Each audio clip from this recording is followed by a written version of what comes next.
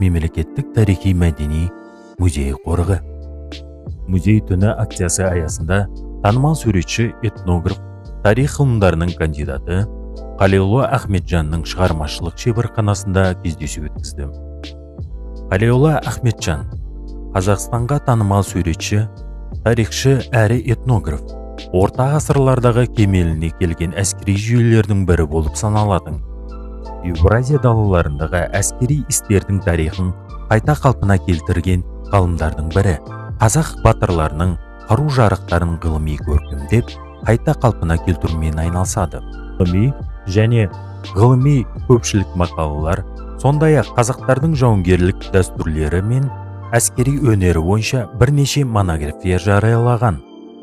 Автор еңбектерінде халық ауыз әдебиетінің материалдары кеңінен қолданылып, олардың негізінде қазақ қару-жарағының көптеген түрлерін қарастырды. Қазақ тіліндегі қару-жарақ атаулары, оларының бөліктерінің аталу терминологиясы ретке келтірілген. Дала ерлігі, батырлық туралы фактілерді зерттеуде халық ауыз әдебиетінің деректерін арқау етіп, бұл өнер тарихын бұрынғы заман адамдарының өзі көзімен қарап, оны дұрыс түсінуге мүмкіндік береді. Қалиолла Ахметжанның еңбектері көшпелілердің қазақ батырларының салт дәстүрлері, қару-жарағы, олардың бейнесі, сырт келбеті, жауынгерлік аттары, олардың жабдықталуы туралы мол деректер қамтылған. Оның шығармашылығында серіктесі әйелі Райгүл әрқашанда қасында болды. Ол сәндік қолданбалы өнер саласында кәсіби суретші, көркем мазмұны жағынан әсерлі гобелендер, батиктер, сәндік мата пенелдерін жасайды. Ерлі зайыптылар бір шығармашылық ағымға түсіп, бірін-бірін шабыттандырады және үнемі бірегей заттар жасауға тырысады. Суретшінің заттай нысандары музейлер экспозицияларында қойылған, сонымен қатар тарихи кинофильмдерде де көруге болады. Қазіргі таңда Түркістандағы ашылған мәдени орталықтарда қыл қалам шеберінің 100-ге жуық тарихи реконструкциялары, оның ішінде әртүрлі дәуірдегі көшпелі батырлардың әскери құрыштар мен қару-жарақтары, Қазақ хандығы кезеңінің алтынмен қақталған 6 қырлы тағы жұртшылық назарына ұсынылады. Кездесу барысында зерттеуші өзінің шығармашылық ойларымен бөлісті.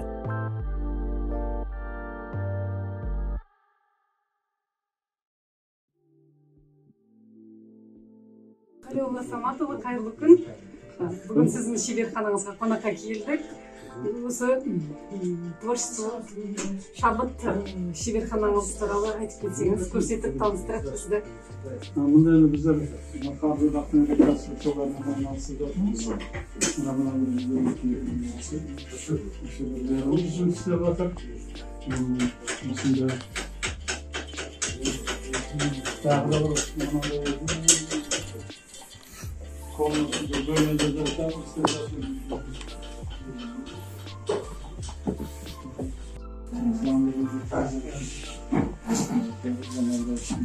жасап отыр. Қақпанның несі заготовка дейді ғой, дайындап қойған нәрсесі. Мынау Түркістанда тұрған тақтың? Иә, сол тақтың несі? Бір нұсқасы ма? Бір нұсқасы. Сол біздер ана жаққа апарған кезде, сол машинаны апарған машина дұрыс салмай, мынаны бәрін бітістірді біліп, содан біздің екіншісін қайтадан жасауымызға тура келді. Мысалы үшін бұдыр тұстады. Содан оны қайтадан алып келіп, қайтадан басқа нұсқасын жасап отырады. Мына көшпелілердің тағы осындай болған, бұл мынандай 6 бұрышты болған, мынандай болған, мынандай отырғыш халықтық сияқты анандай ордық түрінде емес, мынандай болған. Өйткені неге? Өйткені мына жерде отырған адам бұл көшпелі адам ғой. Малдас тұрып отыр аяғын. Соның формасына сәйкестендіріп жасалған. Ана сияқты бүйтіп отырмайды. Бұл алтыннан жасалған? Иә, мынау алтыннан жасалған. Таза алтын емес, бұл ана неден жасап алтындадық. Осы шеберханада қанша уақытыңызды өткізесіз? Енді күні бойы шақта жүремін енді қазір. Осы бір жарым болды осы жақта жүрмін шеберханада. Аталарды істеп, тапсырыстарды, дүниелерді істеп, Сосын кешкі үйге барғанда жаңа ғылыми жұмысымен айналысамын, компьютерде отырамын.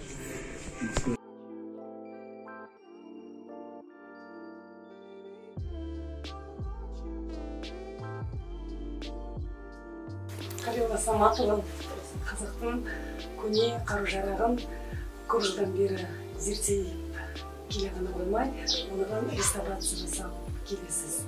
Осы бағытты таңдауда не мүмкіндік болды, қандай себептер болды? Осы жайлы айтып кетсеңіз. Мен енді арасында да 40 жылдан уақыт болды осы қазақтың қару-жарағын, дәстүрлі қару-жарағын, бұрынғы заманда қолданылған қару-жарақтарын зерттеп жүргеніме. Сол зерттеулердің нәтижесінде 100-ден астам мақалалар жаздым, 6 кітап шығардым. Қазір осы салада жалғыз маманмын, мен Қазақстанда осы саланы жақсы білетін. Бірақ сол жазған мақалалар, нелердің бәрі онша мен өзім күткендей нәтиже берген жоқ. Мен соған қарап, басқалар дұрыс, қазақтың қару-жарағын дұрыс түсініп, дұрыс жасап жүреді ғой деп ойлаймын. Әлі де түсініктері халықтың шамалы, кейде біздің қазақ жастары сол жазылған кітаптарды оқымайды. Сондықтан өзім жасап көрсетейін қандай болғанын деп, өзім осы реконструкциялармен айналысамын.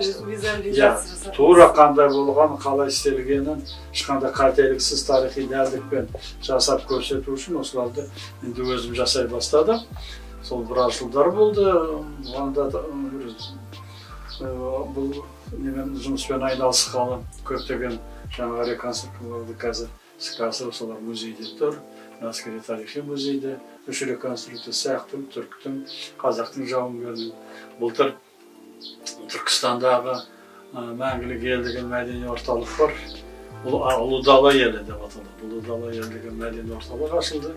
Соған 6 комплекті жасадық. Әр замандағы Сақтың, Қыпшақтың, Ғұнның, Алтын Орда заманының, Қазақтың бәрінің жаңағы нелерінің осында қару-жарақ кешенін жасадық. Өте жақсы жұмыстар болды. Қазір сол менің мәдени орталықтың экспозициясында тұр. Зейнолла Самашевич біздің белгілі археологымыз, сонымен бірігіп, соның ғылыми жетекшілігімен мына Берелде табылған Ханшайымның костюмын жасадық былтыр. Одан бұрын Береке сазында табылған сол Сақ заманының ханзадасының костюмын реконструкциясын жасаған. Оның алдында Сақтың атының церемониалдық салтанатты ер-тұрманын жасадым. Олардың бәрі сол ер-тұрманы мен Берел қорық музейінде тұр. Оланы Ханзаданың Ханшайымның костюмі реконструкциясын Өскемендегі облыстық өлкетану музейінде тұр. Бұл жасағанда мына киімдерін, мен жаңағы жұбайым Арайгүл, ол да өзі суретші, осы қолөнер саласынан айналысады, шиемен, киізден, сол өзіміздің ұлттық өнеріміздің дәстүрінде жасайды, бірақ өте қазіргі заманға сәйкес қылып өзгертіп жасайды туындыларын. Сол осы костюмдердің бәрін, мысалы мына 2007 шалбарды, кесілген жарғақ шалбар, бәрін қолмен жасап шықты. Сіздің реставрацияңыздың көмек көрсетеді, иә? Көмектесіп, сол бірігіп жасаймыз. Мынандай темір нелер қару-жарақтарын жасаймыз. Енді сол ғылыми кітап жазғаннан гөрі мына реставрацияларыңыз елдің халықтың тұтынушыларының қызығушылығын тудырады. Енді солай деп үміттенемін, сол халық көрсін, қандай болғанын өздерінің бұрынғы батырлары қандай болғанын көрсін, кішкене өздерінде мынандай мақтаныш тусын, өзінің мәдениеті, тарихы туралы рухы көтерілсін деп жасап жатырмыз. Сіздің енді осы реставрация нысандарыңыз бірінші тұтынушысы музейлерге көп жаңа айтып кеттіңіз, экспонаттарыңыз музейлерге таратылды. Жалпы музейде де көп жылдар бойы жұмыс істедіңіз. Қазір осы елімізде көп жылдардан бері әлемдік тәжірибемен музей түні акциясы өтеді. Сол музей түні акциясына көзқарасыңыз өзіңіздің қалай, және әлемдегі басқа елдердегі музей түні акциясына қатыстыңыз ба, көрдіңіз ба, байқадыңыз ба? Және осы іс-шараға мысалы біздің елде қандай өзіңіздің ұсыныстарыңыз болады? Енді мына халықаралық музей күні аясында өтетін мына музей түні деген шара өте тамаша шара. Осы халықтың қызығушылығын тудырған, халықты осы сол түнде халықтар музей, адамдар музейге өте көптеп келеді.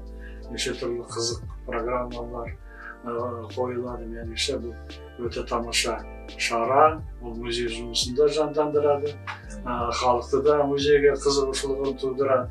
Сондайдың болғаны мен өз басым өте қолдаймын.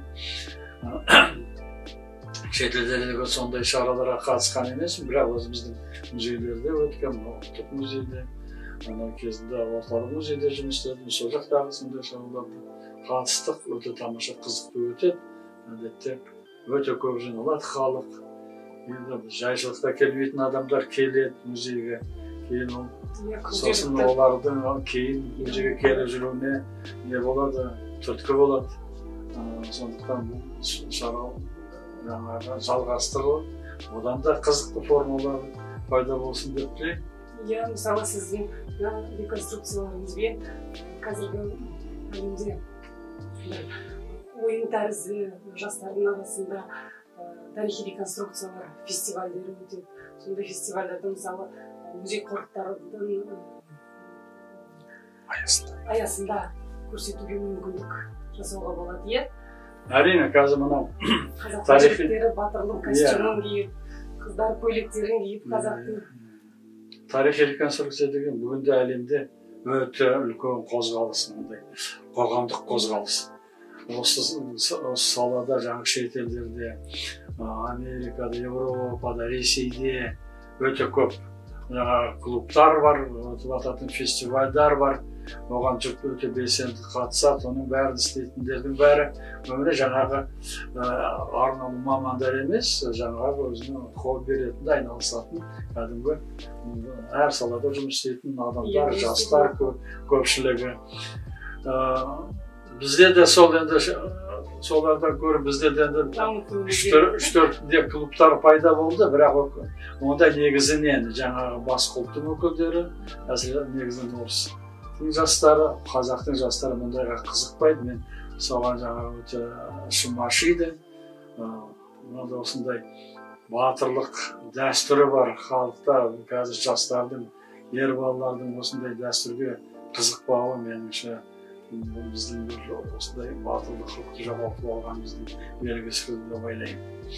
Егер жаңағы ондай фестивальдар көбірек өткізіліп, жаңа жұрт соны көріп, көпшілікке танымал болып, осындай заттарды, мысалы шетелдегі тарихи реконструкция қозғалысында айналысатын адамдар өздері жасайды.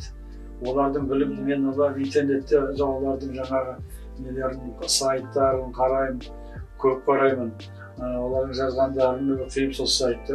Олардың білімдері сол тек қана өздерінің көшпелердің қаржылары туралы білімдері кейде біздің тарихшылардан да жоғары. Соншалықты олар ізденіп, соншалықты тырысып жасайды, мамандан тіпті бір жақсы маман болып қалған. Осының технологиясын да біледі, қалай жасау керегін де біледі. Сондықтан сол арқылы өздерінің тарихын да біледі, өзінің мәдениетін де біледі, өздерінің мәдениетіне деген қызығушылығы, құлшылығы, мақтанышы оянады. Біздерге сол қазір жетіспей тұр. Сондайлар көбірек болса екен деймін. Қазір мен өткенде сіздердің жаңағы басшылықтарыңызбен кездескенде айтқан сондай болашақта Бозоқ мына музей комплексінде сондай фестивальдер өткізсе, сондай шеберханалар құрсақ деп. Егер соның бәрі іске асып жатса, өте тамаша болар еді. Бізде енді аузымызды сүртпей, құрғаққа қылмай, бізде де айналысатын жастар бар. Мысалы, садақ жасайтын бірнеше үш қазақ жігіттері бар. Біреу Алматыда, біреу Атырауда, біреу осында өте жақсы деңгейде көне садақтардың үлгілерін жасайды, шетелдік жарыстарға қатысады. Соларды да тартып, осындай неге фестиваль, олар оған өте немен ынтамен келер еді, ондай қолдап жатса олардың несін көңіл. Сондықтан егер болашақта бұл жақ музейде сондай музейістің осындай бағыты іске асып жатса, бұл үлкен нәтижелі жеткен жетістіктер беретініне мен өз басым сенемін. Елдеріне музей түні мысал өтіп жатса, ол деген керемет.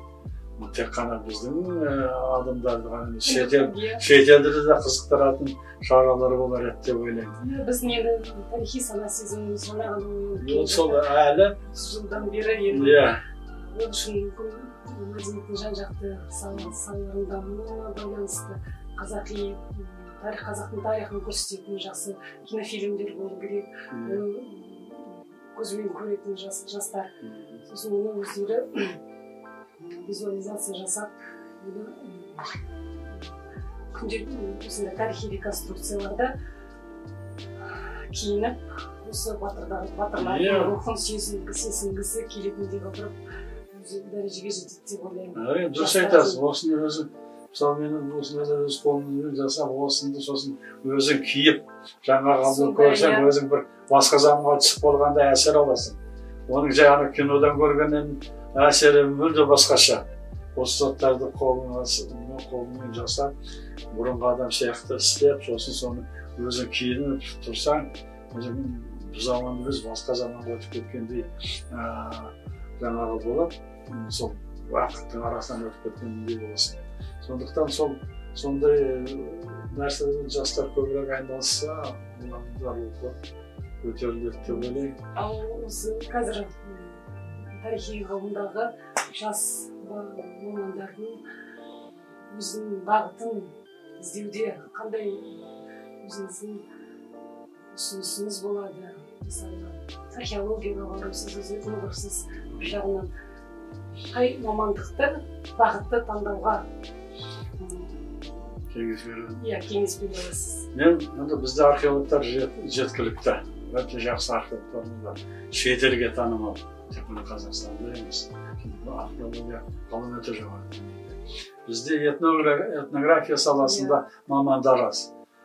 Совет үкіметі кезінде жұмыс істеген ақсақал ғалымдарымыз бәрі дүниеден өтті.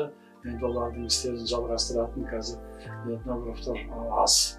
Бұл этнография деген біздің қазағымыздың ұлттық мәдениетінің құндылықтарды зерттейтін ғылым ғой. Сондықтан сол этнография ғылымына. Сосын мынау қазір тарихи пәндердің ішінде жаңа қарутану деген сала бар, көмекші сала. Бұл қару-жарақ зерттейтін тарихшылар қару-жарақ зерттейді. Орысша оружие дейді, оружиеведение дейді бұл ғылымда. Бізде ол мүлде дамымаған деуге болады. Мысалы мен өзім менің басқанда айналысып жүрген мысалы Айлар Шүшкірбаев Алтын Орда дәуірін соның қару-жарағын зерттейтін сол кісі бар. Басқа мен осы қару-жарақ саласын зерттеп жүрген мамандар білмеймін, жоқ десе болады. Енді бірен-саран тиіп қашып жазып жүргендер бар, бірақ сол салаға маманданып зерттеп жүрген ғалымдар жоқ. Бұл салаға осы жастардың келгені керек. Жаңа тың күш керек, жаңағы тың көзқарас керек. Бірақ бұл салада жұмыс істеу үшін білімнің көкжиегі кең болу керек. Біріншіден тіл білу керек. Әсіресе өзінің қазақ тілінде жақсы білу керек. Біздің тарихшылардың көбісі орыс тілді ғой. Сондықтан олар өз еңбектерінде негізінен жазба деректерді қолданғанда орыс тілді деректерді қолданады. Мына ауыз әдебиетінің деректерін қолданбайды десе болады. Мен бірінші осы кітаптарымда сол ауыз әдебиетінің деректерін көп қолдандым. Сондықтан тіл білу керек. Қазақ тілін білу керек. Енді ағылшын тілін білу керек қазіргі заманда. Сонымен бірге араб, парсы тілін білсе, көптеген орта ғасырлық жаңа жазба дерек көздерінде сол кездің тарихи еңбектерінде осы біздің көшпелілер, қазақтар туралы, қазақ хандық туралы жаңағы деректер мол. Бірақ біз осы уақытқа дейін қолданымыз олардың анда-санда орыс тіліне аударылған нұсқалары.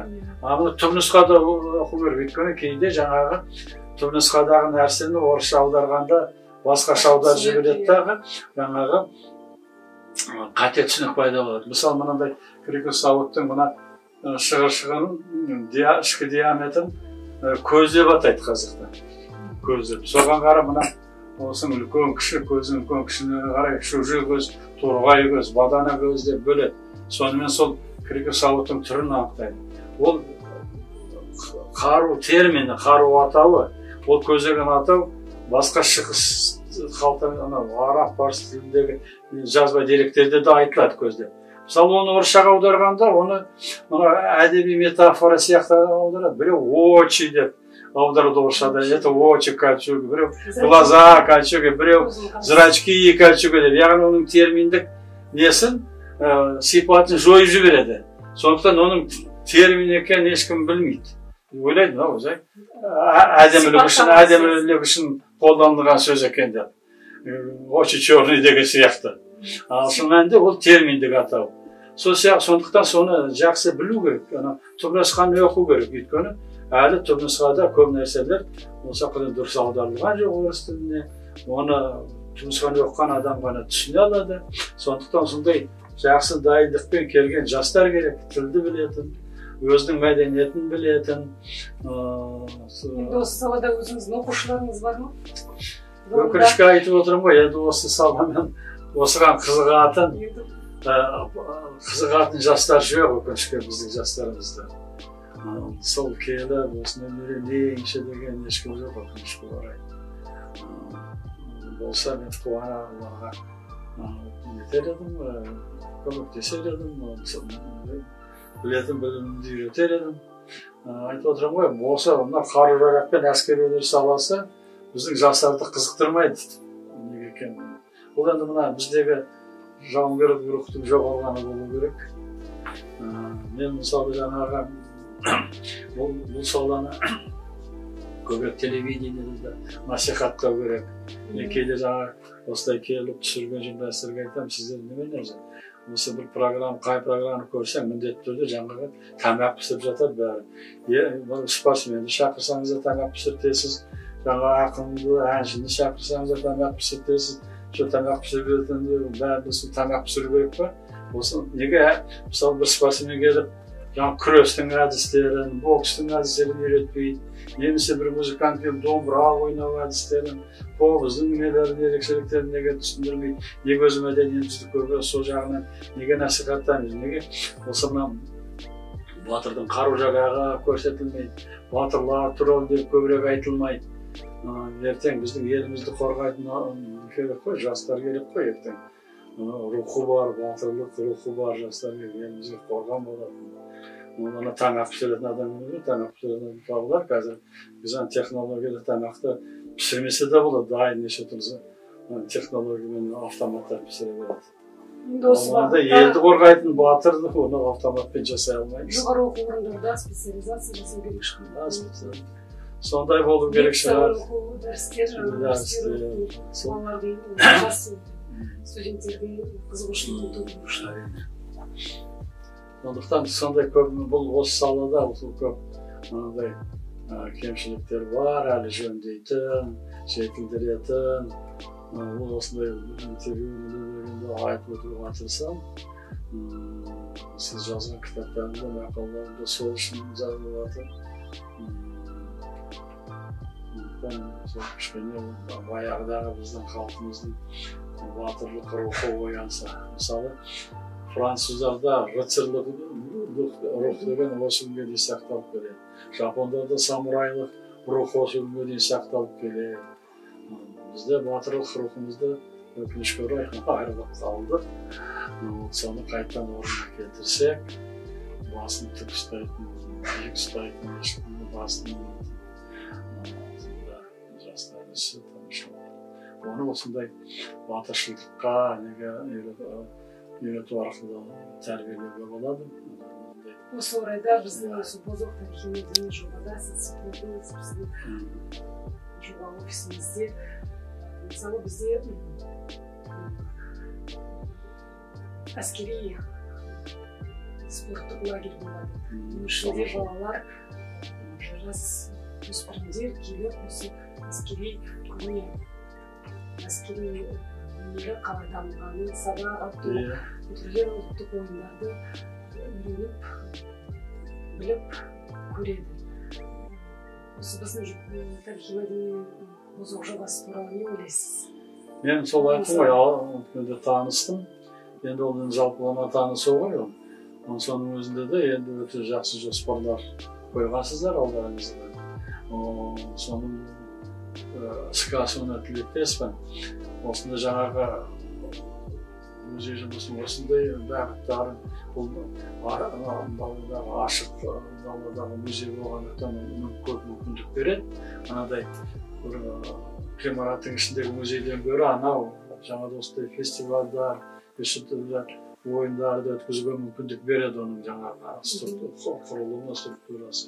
Сондықтан сондайларды істеп, сонысын бір басқа тарихи музейлерден өзінше ерекшеленетін бір музей болып қалыптасса, Озық музейі тамаша болар деп ойлаймын. Соған тырысу керек. Рахмет.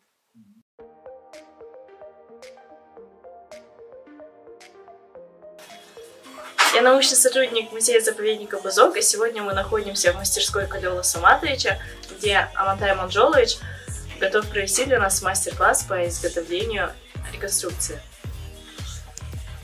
Вот у меня в руках находится подлокотник, он является одним из элементов доспехов. Значит, мы его реконструируем в аналоге, в точности. И мы сейчас начнем, закончим, я уже как бы заканчиваю, и я проведу, как это делалось. Значит, берем заклепочку, так, ты берешь, да? Возьми заклепку одну. Значит, здесь было уже просверлено отверстие, а то не надо заклепочку. Вставляешь заклепочку сюда, вот сюда, вставляешь вот здесь.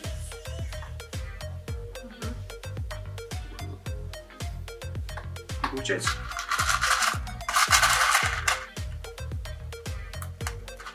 Ну, а вторую, другую пробу.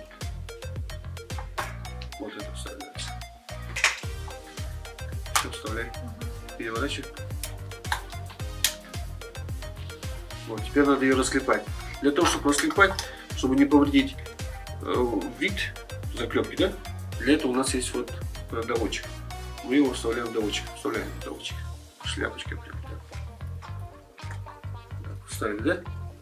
Я держу. Сверху одеваем шапочку, как я показывал. Аккуратненько.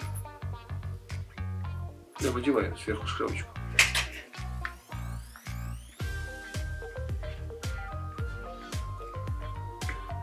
Вставил, да? Все прекрасно, хорошо. Вот так по направлению, чтобы можно было потом этим же материалом мы будем ее закрывать, чтобы не было видно.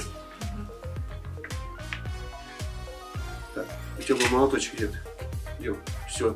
Сейчас мы лишнее что берем? Как производитель был, да, отрезаем. Много не отрезать, так фикачу немножко оставим. Да, потом не забить, а расклепать. Ага. Все. Все. Молодец. Все, теперь потихоньку перепрямляем. Не согнулся, не помялся, а именно расклепался.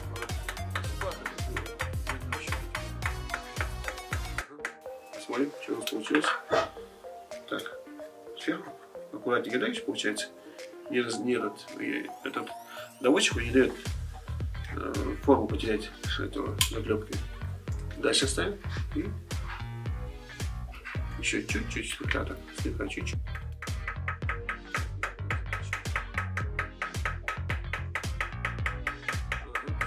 Все, хорошо. Все, отлично. Все, видишь, как получилось? Готово. Теперь смотри свою продукцию. Итак, сегодня мы с вами познакомились с работой мастеров. И изготовив всего одно изделие из целой реконструкции подлокотника, мы уже понимаем, насколько это большая, трудоемкая работа. Сейчас вы можете увидеть полную работу Амантая Манжоловича. Вот один из элементов доспеха воинов. Казахских батыров. Амантай Манжолович, огромное вам спасибо за проведенный мастер-класс. Мы желаем процветания и развития вашему делу. Рахмет большое, то, что нас посетили, за посещение, за интерес, проявленный к реконструкциям, за изделия. Я благодарю за то, что мало кто из молодых поколений интересуется историей. Историю можно знать, что это наша история, наша родная, нашего народа, нашей национальности. Поэтому, надеюсь, один из элементов вы узнали, какой был проделан объемный труд из элементов доспехов наших воинов, наших предков. Поэтому надеюсь, что мы в вашем историческом музее в будущем увидим наши экспонаты. Дорогие друзья, до скорых встреч!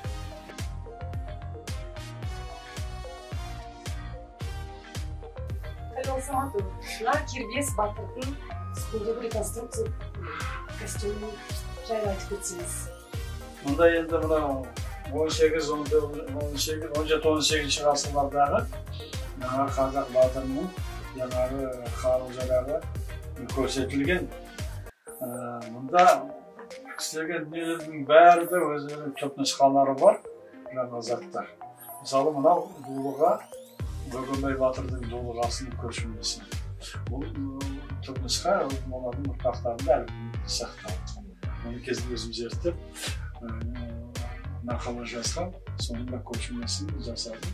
Тура сол размермен есімде бар. Мұнда көріп отырсыздар, мынандай сфера формалы дулыға, оның формасы жаңағы қылыш ұрғанда, балта ұрғанда, тайғаны тайып кетіп отыр үшін осында бөлім жасалған. Бұрын біздің дулығалар жерінде бетті қорғайтын ондай кішкене қағары бар, көзелектің орысша айтсақ. Мынау шарайна деген күрекке салықтың сыртынан кетін қорғаныс жарақ. Бұл жерден де күрекке салып болу керек. Бұл қосымша. Яғни бұрын кездегі батырлардың қару-жарағы екі қабат қорғаныс болған. Күрекке салып болады. Не болмаса басқа бір салып тұр, соның сыртынан мынандай шарайна киеді. Мынау шарайна Қабанбай батырдың шарайнасы, мұның да түпнұсқасының бір қалдығы жаңағы ұрпақтарында сақтаулы. Мен соны зерттеп, оны да реконструкциясын жасап, оны мақала жазған.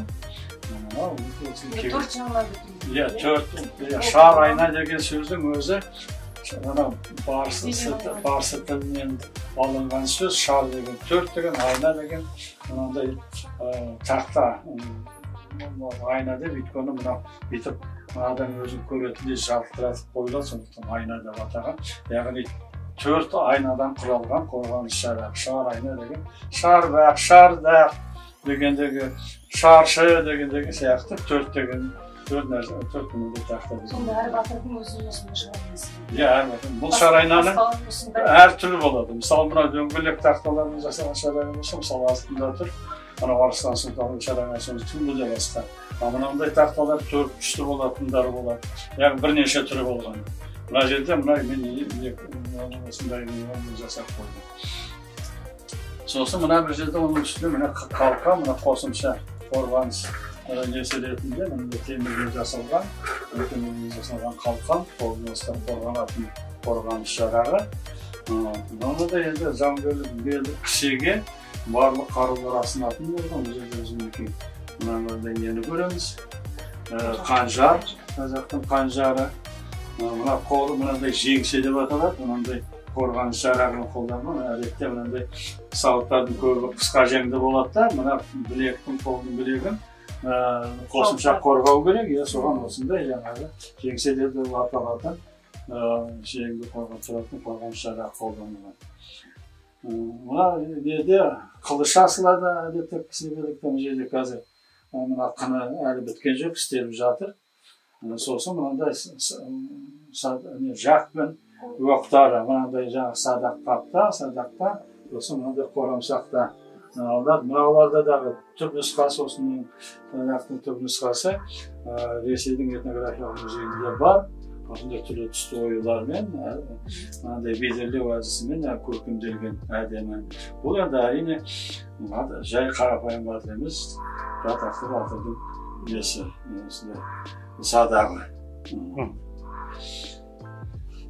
Бұл жерде де шапан, мынандай өзінің дәстүрлі ұлттық шапаны, мынандай жаңағы атақты батырлар, хан, сұлтандар мынандай кестеленген, ойдан пішілген жарғақ шалбар киген. Бұл мұнда шалбар түрі де адамның белгілі бір әлеуметтік статусының белгісі болды. Көрінгенді кие бермейді. Енді қазіргі уақытта біз көрінгенді кигізіп қоямыз, шын мәнісінде бір уақытта жаңағы мұнда кестеленген киімді, ақсүйек, атақты әлеуметтік дәрежесі жоғары адамдар киген. Мынау енді кесу қаруының бір түрі қылыш. Бұл жерінде мынандай балдақ дейді, қолды да, сосын қарсасын қаруында тірек қоятын жаңағы балдақ деген элементі мынау қайқы қылыш. Мұнымен негізінде бұлай шауып кеседі. Мына жерде мынау бүлдіргісі бар. Оны жаңағы қолға киіп, осылай ұстап болады. Жаңағы айқас кезінде қолдан қару түсіп кетсе, оны жоғалтпауымыз үшін. Бұл қылыш деген түркі заманында пайда болды. Содан бері осы бүкіл әлемге тарады. Қылышты бүкіл әлемде қолданады ат әскерлері. Кейін 16 ғасырдан бастап мынандай балдақсыз кесу қаруы шапы деп аталады. Орыстарда мындай түрін шашка дейді. Қазақтар мұны шапы дейді. Мұны көріп отырсыз, балдағы жоқ. Бұл тек шабуға ғана. Мына қылышпен соғыста айқастан фехтование дейді ғой, мынандай жаңағы әрекеттер жасады. Мұнамен ондай әрекет жасамайды. Бұл оттық қару мылтықтың пайда болуынан кейін шыққан қару түрі, бұл тек жаңағы адамды шабуға ғана қолданады. Сондықтан мұның балдағы жоқ. Сапы деп аталатын қару түрі қазір. Құрметті Қалиолла Саматұлы, бүгін Бұзық музей-қорығының ғылыми қызметкерлері сіздің шеберханаңызға үйіңізге қонақ болып келді. Сізге көп рахмет. Сізден алған мәліметтерге, сіздің жұмыстарыңызды көргенімізге өте қуаныштымыз. Енді мына осы халықаралық музей күні өтіп жатқан мына шарада қызықты болуына тілектеспіз. Мына көрермендер, музейге келген көрермендер осы қазақтың қару-жарағы туралы біраз мәлімет алды ғой деймін. Болашақта оларға да қызықты болар деп ойлаймын. Осындай ақпаратты ізденуге. Енді мына Бозоқ музейінің ұжымына осы музей күнімен, музей түнімен құттықтап, еңбектеріңізге табыс тілеймін. Алда қойған жоспарларыңыздың бәрін іске асырып, үлкен жетістікке жете беріңіздер. Рахмет, құрметті көрермендер. Бүгінгі музей түні акциясы аясында белгілі реставратор, суретші, зерттеуші, тарихшы, этнограф Қалиолла Ахметжановпен музей түні акциясы аяқталды. Қош сау болыңыздар.